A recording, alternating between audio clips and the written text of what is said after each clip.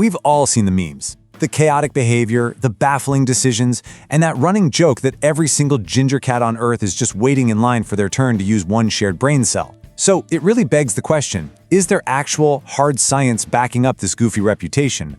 Or are we just, projecting our own human expectations onto these colorful little guys? To start things off, we really have to acknowledge their massive cultural impact.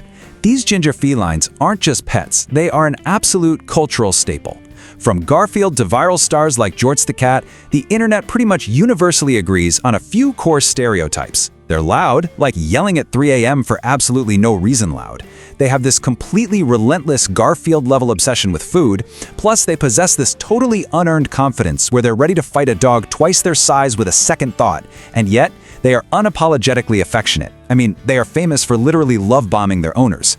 So, where does this incredibly bold personality actually come from? Let's look at the actual DNA, because to understand their behavior, we first have to figure out what makes them orange in the first place.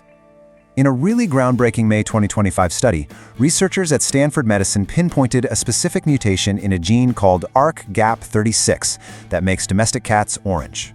Now, what's so incredible here is that this specific genetic mechanism appears to be completely unique to domestic cats. Normally, you'd find this gene expressed in neuroendocrine tissues, but in these cats, a rogue mutation turns it on directly in their pigment cells. It's basically like a microscopic wiring glitch that gives them their iconic, bright coat. And that leads to this brilliantly fascinating evolutionary crossover. That ARGAP36 mutation commands the body to produce a very specific pigment called pheomelanin. Get this, this is the exact same pigment responsible for both the fiery marmalade fur of orange cats and the red hair of humans. Nature literally uses the exact same paint palette to color both species, which is just wildly cool. So now that we know about the gene, here is a crazy statistic. A staggering 80% of all orange cats are male. 80%. That is a massive gender imbalance in the animal kingdom. When you see an orange cat walking down the street, it is overwhelmingly likely to be a boy. And this naturally leads us right into the really fascinating math of their sex-linked genetics. Okay, here's the crucial point. The orange gene is carried exclusively on the X chromosome. Because male cats have an X and a Y chromosome, they only need to inherit one single copy of the orange gene from their mother to be fully orange. Boom, that's it. Females, on the other hand, have two X chromosomes. That means they have to inherit the orange gene from both their mother and their father. If they only get one, well then they become calico or tortoiseshell. So this little bit of genetic math makes fully orange females an absolute genetic unicorn in the feline world. Now this genetic quirk also affects their physical traits in the wild. Male orange cats typically grow significantly larger and heavier. Why? To establish social dominance and secure territory. Meanwhile, those rare female orange cats, they tend to stay much lighter and a lot more agile. It's a key survival strategy that lets them move quickly and protect their kittens from larger predators. Okay, let's dive into the next big secret regarding their appearance. Why will you almost never, ever see a completely solid orange cat? Well, it all comes down to the agouti gene. This gene controls the banding of individual hairs, so alternating light and dark pigment along each strand. What's absolutely fascinating is that the genetic mutation for orange color completely overrides the non-agouti gene that would normally create a solid-colored cat. Basically, the agouti gene ensures that orange pigmentation always expresses as a pattern, meaning virtually every single orange cat on Earth is actually a tabby.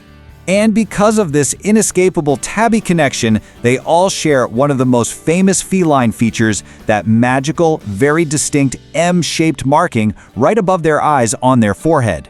There is tons of local folklore out there saying it stands for various historical figures or ancient myths, but hard science tells us it's really just a foundational part of their genetic tabby striping.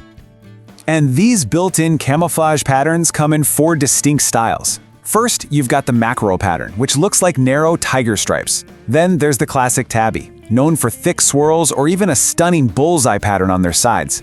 Third is the ticked pattern. This gives a really unique salt and pepper look with bands of color right on the individual hairs. And finally, the spotted pattern, which features dark, clearly separated spots. Every orange cat falls into one of these gorgeous, genetically mandated categories. This finally brings us full circle to answer the ultimate question.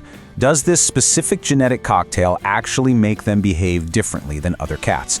Now, behaviorists rightly point out that environment and early socialization matter immensely, but we do actually have some pretty intriguing data here. A 2015 UC Davis study found that owners consistently rated orange cats the absolute highest for sociability and friendliness. Meanwhile, other colors, like tortoiseshells, scored slightly higher for independence or aggression. So yeah, there really is a measured difference in how they interact with us. And that friendliness perfectly translates over to personality typing. According to data collected from thousands of cat owners on 16 personalities, a massive 19% of orange cats type as ESFP. That is the spontaneous, highly extroverted show cat personality. I mean, they are basically the golden retrievers of the feline world. Highly food motivated, easily bored, and constantly seeking out the spotlight wherever they can find it. So why does this stereotype persist so strongly? Well, it's likely a perfect storm of 3 factors. First up, biology. As we just learned, 80% of them are male, and male cats tend to naturally be a bit bolder and more outgoing. Second, breed traits. The orange color frequently pops up in inherently affectionate, highly vocal breeds like Maine Coons or American Shorthairs. And finally, human survivorship bias. The funniest, friendliest, and let's face it, clumsiest orange cats are exactly the ones we film, share, and make viral online. So at the end of the day, we really have to ask ourselves, are they genetically destined for chaos thanks to a unique DNA mutation, or is orange cat energy simply a self-fulfilling prophecy created by our own human expectations in selective internet sharing? You know, perhaps the true magic of the orange cat is that they know exactly what we want from them, and they are more than happy to play the part, especially if there's a snack in it for them.